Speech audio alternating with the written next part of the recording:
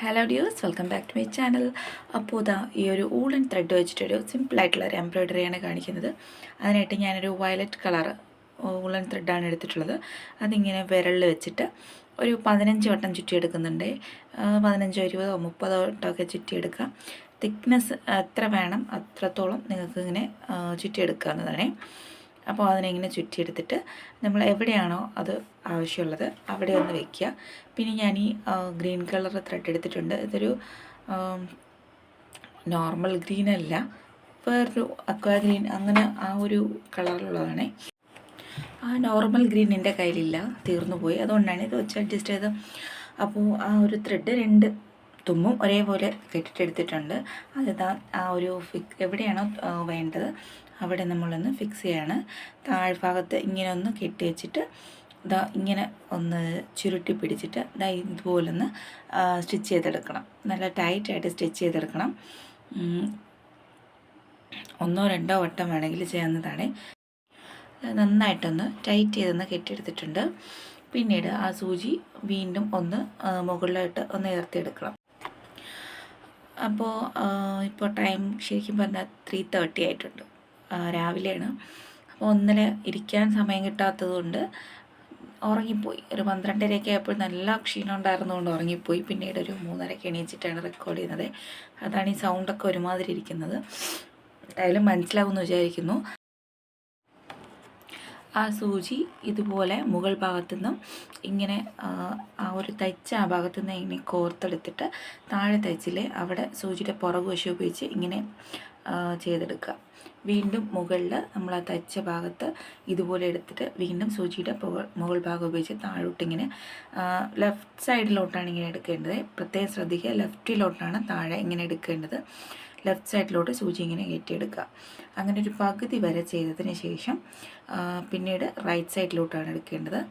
നടുവിലത്തതിന് ശേഷം right side എടുക്കുന്നതെന്ന് വെച്ചാൽ ആ ഒരു പൂവിൻ്റെ ആ ഒരു തണ്ടിൻ്റെ ആ ഒരു ഭംഗി അപ്പോഴേ ശരിക്കും കിട്ടുള്ളൂ. ആദ്യം തുടങ്ങുമ്പോൾ നമ്മൾ ലെഫ്റ്റ് സൈഡിലോട്ടാണ് സൂചി എടുക്കേണ്ടത്. പിന്നെ ഒരു പകുതിയിലാകുമ്പോഴത്തേനും ഇതുപോലെ എടുത്തിട്ട് വലതുവശത്തോട്ടാണ് സൂചി എടുക്കേണ്ടത്. അങ്ങനെ കംപ്ലീറ്റ് ആയിട്ട് ചെയ്തെടുക്കുന്നുണ്ട്. ജസ്റ്റ് ഒന്ന് ട്രൈ ചെയ്ത് നോക്കുക. നല്ല സിമ്പിളായിട്ടുള്ളൊരു ഫ്ലവറാണ്. ഇതുപോലെ കംപ്ലീറ്റ് ആയിട്ട് ചെയ്തെടുത്തിട്ട് താഴെ ഒന്ന് കെട്ടിയെടുക്കുക. പിന്നെ ബാക്കി കുറച്ച് പോർഷൻ നമ്മുടെ ആ തണ്ടിൻ്റെ അവിടെ ആ ഒരു സ്റ്റെമ്മിൻ്റെ അവിടെ ഒന്ന് വിട്ട് കിടപ്പുണ്ട്. അവിടെ ഒന്ന് സ്റ്റെം സ്റ്റിച്ച് ചെയ്യുന്നത് ചെയ്ത് ഒന്ന് കംപ്ലീറ്റ് ചെയ്യുക. അപ്പോൾ സ്ഥിരം ഒരു ലീഫ് ചെയ്യുന്നതുകൊണ്ട് ഒരു വെറൈറ്റിക്ക് വേണ്ടിയിട്ടാണ് ഇത്രയും നീളത്തിലുള്ളൊരു ലീഫ് ചെയ്തെടുത്തത്. സെയിം ലേസി ഡേസി തന്നെയാണ്, കുറച്ച് നീളത്തിൽ അങ്ങനെ ചെയ്തു എന്നേ ഉള്ളൂ. അതിനുശേഷം ഞാൻ ആ മുകൾ ഭാഗത്ത് ആ ഒരു നൂലൊന്ന് കട്ട് ചെയ്തെടുത്തിട്ടുണ്ട്. എന്നിട്ട് ഒരു ചീർപ്പ് ഉപയോഗിച്ചിട്ട് നന്നായിട്ടൊന്ന് ചീകിയെടുക്കുന്നുണ്ടേ. ഉളൻ ത്രെഡ് ആയതുകൊണ്ട് തന്നെ അതിലെ പഞ്ഞി പോലത്തെ സംഭവങ്ങളൊക്കെ ഇങ്ങനെ ഇളകി പോരുമ്പോഴത്തേക്കും കുറച്ച് ഫ്ലഫി ആയിട്ട് ഇങ്ങനെ നിൽക്കും. അത് ജസ്റ്റ് കത്രി ചെയ്തുകൊണ്ടൊന്ന് കട്ട് ചെയ്ത് മാറ്റണം. വീണ്ടും ഒന്ന് ഇഷ്ടാനുസരണം ഷേപ്പ് ചെയ്യാം. പിന്നെ അതിനുശേഷം വീണ്ടും ഒന്ന് ട്രിം ചെയ്യുന്നുണ്ട്. നേരിട്ട് കാണാൻ നല്ല ഭംഗിയാണ്. ആ ഒരു പഞ്ഞി പോലത്തെ സംഭവമൊക്കെ പോയിട്ട് വരുമ്പോഴത്തേക്കും ഭംഗിയായിട്ട് നല്ല രസത്തിലുണ്ടാവും. പിന്നെ ലീഫിന് വേണ്ടിയിട്ട് 2 തുമ്പ് ഒരേപോലെ കെട്ടിയെടുത്ത ഗ്രീൻ കളർ ത്രെഡാണിത്. ലേസി ഡേസി തന്നെയാണ് ചെയ്യുന്നത്. കുറച്ച് നീളത്തിൽ തച്ചെന്നേ ഉള്ളൂ.